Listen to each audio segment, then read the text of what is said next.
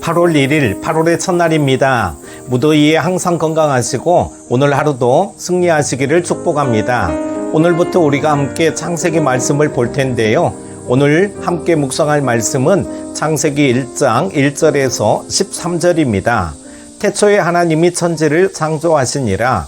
땅이 혼돈하고 공허하며 흑암이 깊음 위에 있고 하나님의 영은 수면 위에 운행하시니라. 하나님이 이르시되 빛이 있으라 하시니 빛이 있었고 빛이 하나님이 보시기에 좋았더라. 하나님이 빛과 어둠을 나누사 하나님이 빛을 낮이라 부르시고 어둠을 밤이라 부르시니라. 저녁이 되고 아침이 되니 이는 첫째 날이니라.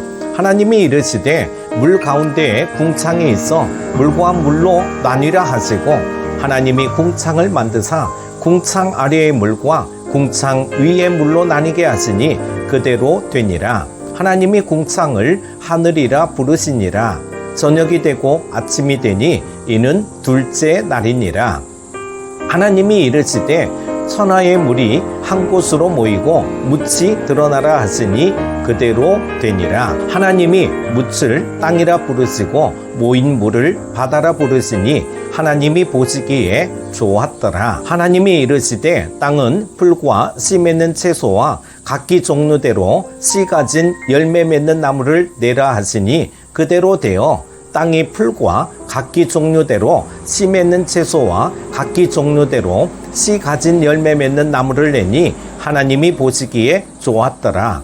저녁이 되고 아침이 되니 이는 셋째 날이니라. 아멘. 성경은 태초에 하나님이 천지를 창조하시니라는 말씀으로 시작합니다. 하나님이 어떻게 존재하게 되었는가에 대한 언급이 없이 일방적으로 하나님이 하신 일을 선포하는 것이 성경의 시작입니다.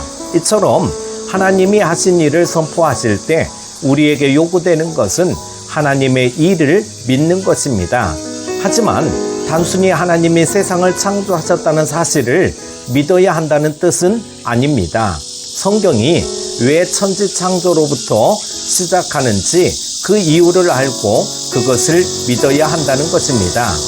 성경이 왜 천지 창조로부터 시작할까요? 하나님이 세상을 창조하셨다는 사실을 우리에게 알리셔야 할 이유가 무엇일까요?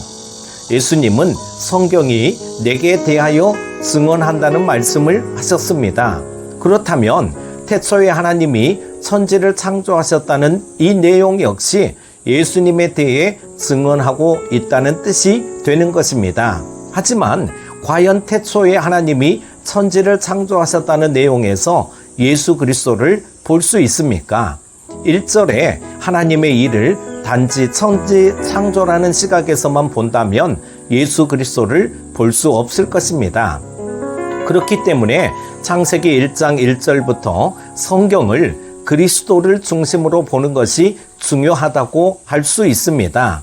태초에 하나님이 천지를 창조하셨다는 것은 모든 존재의 근거가 하나님께 있음을 의미하는 것입니다. 스스로 존재하는 것은 아무것도 없다는 뜻이죠.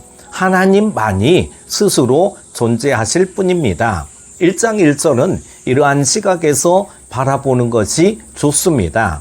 하나님의 천지 창조로 시작함으로써 세상의 모든 존재나 모든 일들이 피조물 스스로 이루어가는 것은 없음을 전제로 하는 것입니다. 이것은 예수 그리스도를 믿는 믿음에 있어서 중요한 핵심 내용이기도 합니다.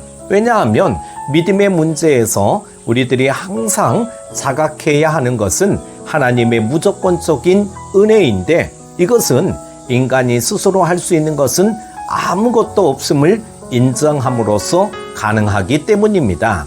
왜냐하면 믿음의 문제에서 우리들이 항상 자각해야 하는 것은 하나님의 무조건적인 은혜인데 이것은 인간이 스스로 할 수 있는 것은 아무것도 없음을 인정함으로써 가능하기 때문입니다. 하나님은 인간을 스스로 모든 일을 할 수 있는 존재로 창조하지 않았습니다. 하나님이 인간에게 말씀하시는 것은 하나님의 형상을 따라 지음받았으니 하나님의 형상을 세상에 나타내는 자로 사는 것이었습니다. 그것이 세상을 다스리는 것입니다. 하지만 인간은 사탄의 유혹으로 인해 자신을 위해 스스로 행동하는 존재로 전락되고 말았습니다. 그래서 믿음에 대해서도 자기 열심으로 스스로 실천함으로써 자기 영광을 취하는 방향으로 흘러가게 된 것입니다.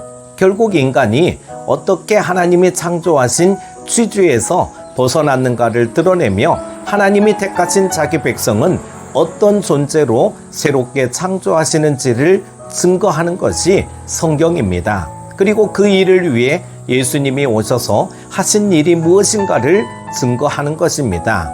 이러한 하나님의 일을 염두에 두고 성경을 보는 것이 우리를 말씀 앞에 나오게 하신 하나님의 뜻에 부합되는 태도라고 할 수 있을 것입니다. 또한 태초를 숫자적인 의미로 접근할 필요는 없습니다. 숫자적 의미로 접근한다고 해도 우리는 태초가 말하는 그때가 언제인가를 알 수 없습니다. 과학자들이 지구의 나이를 150억 년 또는 200억 년이라고 말한다고 해서 태초가 바로 그때쯤이 아닌가라는 생각도 할 필요가 없습니다. 그것은 과학자들의 주장과 타협하여 성경을 해석함으로써 성경이 현대 과학에도 어긋나지 않음을 보여주고자 하는 의도일 뿐입니다. 하지만 혼돈과 공허는 하나님이 만드신 땅이 하나님이 원하시는 것으로 채워지지 않는 상태를 의미하는 것으로 이해하는 것이 좋습니다. 따라서 혼돈과 공허의 땅을 하나님이 원하시는 것으로 하나하나 채워가시는 것이 하나님의 기쁨이었기 때문에 창조의 날마다 보시기에 좋았다라는 말이 반복되고 있는 것입니다. 혼돈과 공허의 땅은 하나님이 기뻐하시는 것으로 채워졌습니다. 그래서 하나님은 창조를 마치시고 7일째에 안식하셨던 것이죠. 세상은 하나님이 창조한 그 상태로만 존재하면 되었습니다. 인간도 하나님이 창조한 세상에서 특별히 해야 할 일이 없었습니다. 창조된 그 모습 그대로 존재한다면 하나님의 안식은 계속되었을 것입니다. 하지만 인간은 현재의 자기 존재보다 더 우월해지고 싶었습니다. 이것이 사탄의 유혹입니다. 결국 인간은 우월한 존재가 되기 위해 선악과를 먹었고 그것으로 하나님의 안식이 깨어진 것입니다. 세상은 더 이상 하나님이 보시기에 좋은 곳이 아니었습니다. 피조물이 피조물의 위치에서 벗어남으로써 창조 질서를 깨뜨린 것입니다. 혼돈의 상태로 되돌아간 것입니다. 또한 하나님이 기뻐하신 원래의 피조물은 사라지고 없는 상태가 되었기 때문에 역시 공허하게 된 것입니다. 다시 말해서 지금 이 세상이 혼돈과 공허의 상태라는 것이죠. 1절은 하나님이 창조주임을 믿을 것을 요구하는 내용이라기보다는 우리가 누구에 의해 존재하는가를 보게 하는 것입니다.